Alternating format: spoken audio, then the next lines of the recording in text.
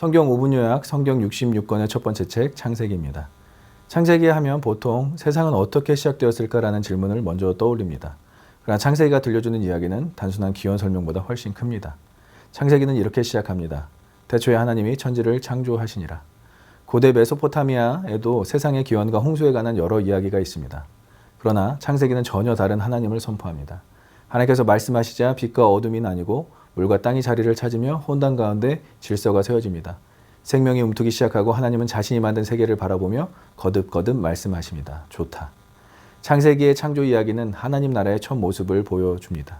하나님은 왕이시고 창조 세계는 그분의 통치가 펼쳐지는 영역이며 인간은 하나님의 통치를 세상에 드러내도록 세움받은 존재입니다. 하나님은 인간을 자신의 형상대로 지으시고 땅을 다스리며 돌보게 하셨습니다. 인간은 잘해서 귀한 것이 아닙니다. 하나님의 형상대로 지음받았기 때문에 귀하다고 할 수 있습니다. 그러나 하나님의 형상은 특권만을 의미하지 않습니다. 그것은 책임이며 사명입니다. 에덴 동산은 아름다운 정원만이 아니었습니다. 하나님께서 임재하시고 인간이 하나님과 동행하며 그분의 선한 통치를 누리던 첫 거룩한 공간이었습니다. 그런데 창세기 3장에서 인간은 하나님의 통치를 거부합니다. 선악과 사건의 핵심은 과일 하나를 먹었다는 데 있지 않습니다. 하나님께서 정하신 선과 악의 기준을 거부하고 인간이 스스로 선과 악을 결정하는 왕이 되려 했다는 것입니다. 죄의 본질은 이것입니다. 하나님이 아니라 내가 내 삶의 주인이 되겠다. 인간이 하나님 없이 자기 인생의 왕이 되려는 순간 모든 관계가 무너지고 하나님과의 인간관계가 깨지고 사람과 사람의 관계가 무너지며 인간과 땅의 관계까지 뒤틀립니다. 아담과 하와는 서로에게 책임을 돌립니다. 가인은 동생 아벨을 죽입니다. 폭력과 두려움이 세상에 퍼져갑니다. 그러나 인간이 하나님을 떠나는 순간에도 하나님은 인간을 포기하지 않으십니다. 하나님은 숨어있는 인간에게 먼저 찾아오셔서 내가 어디 있느냐 물어보십니다. 이 질문은 하나님께서 인간의 위치를 몰라서 하신 질문이 아닙니다. 하나님을 떠나 두려움과 수치 속에서 숨어버린 인간을 다시 불러내시는 은혜의 질문입니다. 그리고 하나님은 여자의 후손이 뱀의 머리를 상하게 할 것이라는 약속을 주십니다. 창세기 3장 15절을 원시복음, 곧 복음의 첫 약속이라고도 이야기합니다. 인간이 하나님의 말씀을 깨뜨렸지만 하나님은 자신이 창조하신 인간과 세상을 포기하지 않으십니다. 인간의 실패보다 하나님의 구원의 약속이 더 크고 오래 지속됩니다. 그러나 인간의 죄는 계속 깊어집니다. 폭력이 온 땅에 가득해지자 하나님은 홍수로 세상을 심판하십니다. 하지만 노아와 그의 가족을 보존하시고 홍수 이후 다시 언약을 세우십니다. 하나님은 죄를 심판하시지만 심판 가운데서도 생명을 보존하시고 회복의 길을 남겨두십니다. 그러나 홍수 이후에도 인간은 달라지지 않습니다. 사람들은 한 곳에 모여 바벨탑을 세우며 말합니다. 우리의 이름을 내자. 고대 메소포타미아의 도시에도 신전과 연결된 거대한 계단식 탑이 지구라트가 세워져 있습니다. 바벨탑 역시 단순한 건축물이 아니었습니다. 그 탑에는 하나님 없이도 안전할 수 있다는 인간의 욕망, 자기 힘으로 하늘에 닿으려는 교만, 그리고 하나님의 이름이 아닌 자기의 이름을 높이려는 문명의 야망이 있었습니다. 그러나 바벨탑 사건 직후 창세기 12장에서 하나님은 아브라함 한 사람을 부르십니다. 바벨의 사람들은 자기의 이름을 높이려 했지만 하나님은 아브라함에게 말씀하십니다. 내가 내 이름을 창대하게 하겠다.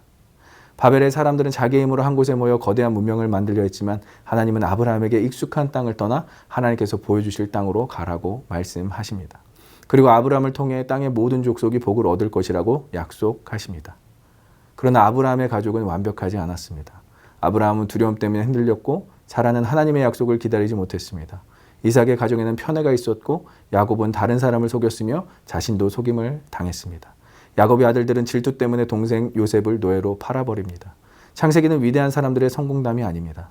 창세기는 부족하고 상처 많고 반복해서 실패하는 사람들을 포기하지 않으시는 하나님의 언약 이야기입니다. 하나님은 완벽한 사람을 찾아 약속을 맡기신 것이 아닙니다. 오히려 하나님은 자신의 약속을 통해 불완전한 사람을 붙드시고 깎으시고 변화시키시며 구원의 통로로 사용하십니다. 그 하나님의 신실하심은 요셉의 이야기에서 가장 선명하게 드러납니다. 요셉의 형들은 요셉을 미워했고 결국 그를 노예로 팔아버렸습니다. 그러나 하나님은 요셉을 이집트로 보내시고 그를 통해 수많은 사람의 생명을 살립니다. 그래서 요셉은 자신을 해쳤던 형들에게 이렇게 말합니다. 당신은 나를 해하려 하였으나 하나님은 그것을 선으로 바꾸셨습니다. 이 말씀은 인간의 악을 선이라고 부르는 말이 아니라 인간의 악과 실패조차 하나님의 섭리와 구원 계획을 무너뜨릴 수 없다는 것입니다. 하나님은 인간의 죄를 정당하지 않으시지만 그 죄보다 더 크신 섭리로 이스라엘 백성들 살리시고 언약의 가족들을 보존하셨습니다. 그런데 창세기는 약속의 땅이 아닌 이집트의 노인 요셉의 관으로 끝납니다. 아브라함에게 주신 약속은 시작됐지만 아직 완성이 아니라는 뜻이죠. 약속의 가족은 약속의 땅이 아니라 이집트에 머물러 있습니다. 그래서 창세기의 마지막 질문은 다음과 같습니다. 하나님은 이 백성을 어떻게 이집트에서 건져내실 것인가? 어떻게 약속의 땅으로 인도하실 것인가? 이 질문이 다음 책인 출애굽기로 이어지는 것입니다. 창세기를 세 단어로 기억하십시오. 창조, 타락, 언약입니다.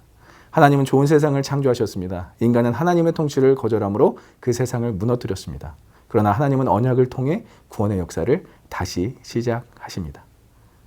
5분은 끝이 났지만 이제 여러분들의 성경을 펼칠 시간입니다.